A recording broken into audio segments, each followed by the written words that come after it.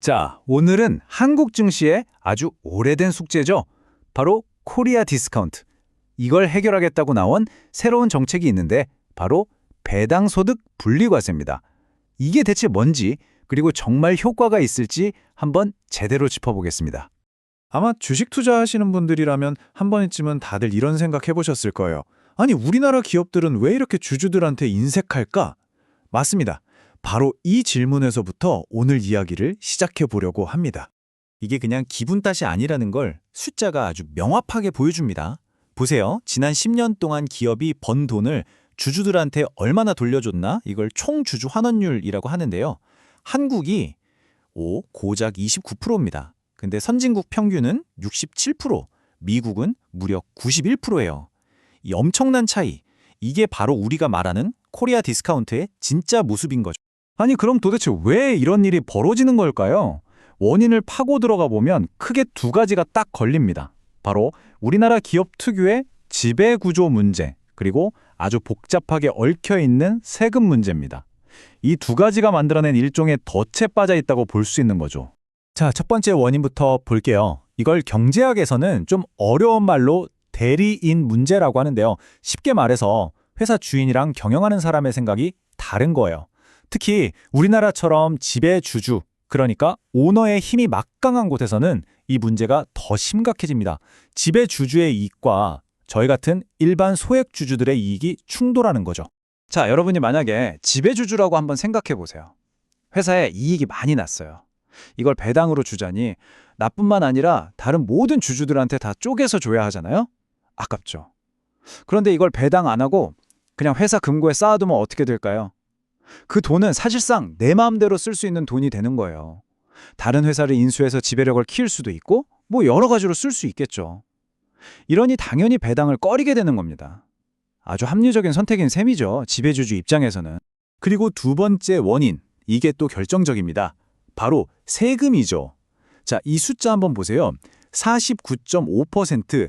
이게 뭐냐면요. 우리나라 대주주가 배당금을 받을 때 내야 하는 세금의 최고 세율입니다. 거의 절반을 세금으로 떼어가는 거예요. 여러분 같으면 100억 배당받아서 50억 가까이 세금 내라고 하면 선뜻 배당하자고 하시겠어요?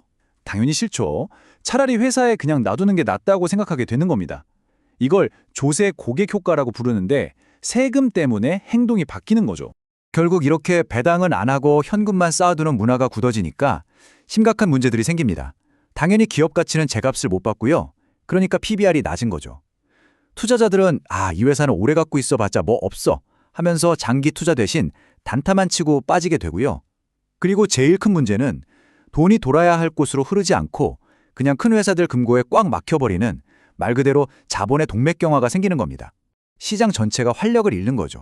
자, 이런 꽉 막힌 상황을 뚫어보겠다고 정부가 내놓은 처방전이 바로 오늘 얘기할 배당소득 분리과세입니다. 핵심 아이디어는 간단해요.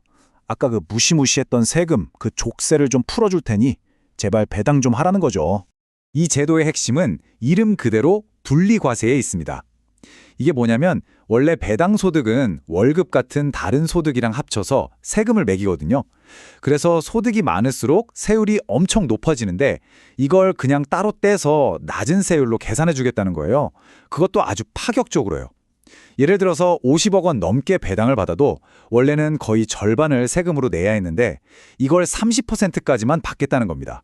엄청난 혜택이죠. 그런데 세상에 공짜는 없죠. 이 엄청난 세금 혜택을 받으려면 기업이 아주 까다로운 조건을 만족시켜야 합니다. 그냥 아무나 해주는 게 아니에요. 기준이 두 가지인데요. 첫째, 번 돈의 40% 이상을 배당하거나 아니면 둘째, 25% 이상 배당하면서 작년보다 총 배당금을 10% 이상 늘리거나 둘 중 하나는 무조건 해야 합니다. 문턱이 꽤 높죠? 근데 이 기준이 너무 높다 보니까 바로 현실적인 문제가 생깁니다. 지금 당장 이 조건을 만족하는 회사가 얼마나 될까요? 전체 상장사 중에 10%가 될까 말까입니다. 그럼 나머지 88%가 넘는 대부분의 기업들은 이 정책이랑 아무 상관이 없는 거예요. 이러면 과연 이게 시장 전체를 바꾸는 게임 체인저가 될 수 있을까? 하는 의문이 당연히 들 수밖에 없죠. 사실 이런 정책 이번이 처음이 아니거든요. 역사는 반복된다고 하잖아요. 미래를 보려면 과거를 돌아봐야겠죠? 그래서 2014년에 아주 비슷한 정책이 있었는데 그때로 한번 돌아가 보겠습니다. 이름은 배당소득 증대세제였어요.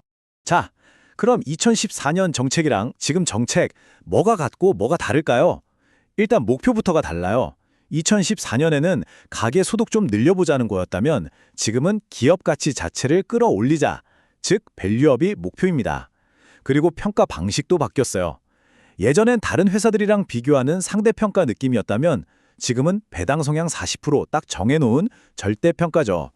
그리고 어쩌면 가장 중요한 차이점인데 이번 정책은 혜택이 대주주한테 훨씬 더 집중되어 있다는 겁니다.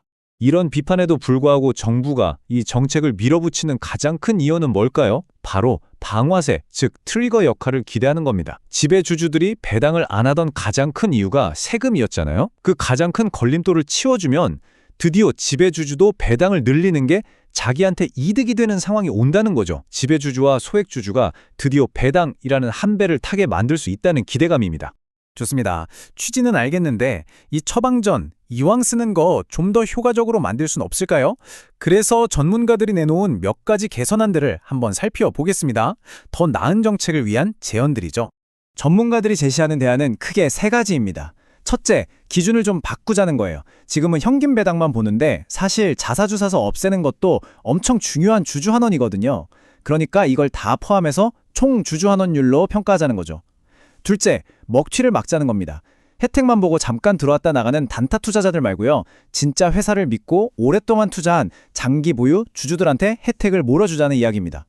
그리고 마지막으로 이랬다 저랬다 하지 말고 그냥 보편적으로 가자. 즉 조건이 너무 복잡하니까 시장에 왜곡될 수 있으니 그냥 일정 수준 이상의 모든 배당에 대해서는 낮은 세율을 적용하자는 주장도 있습니다.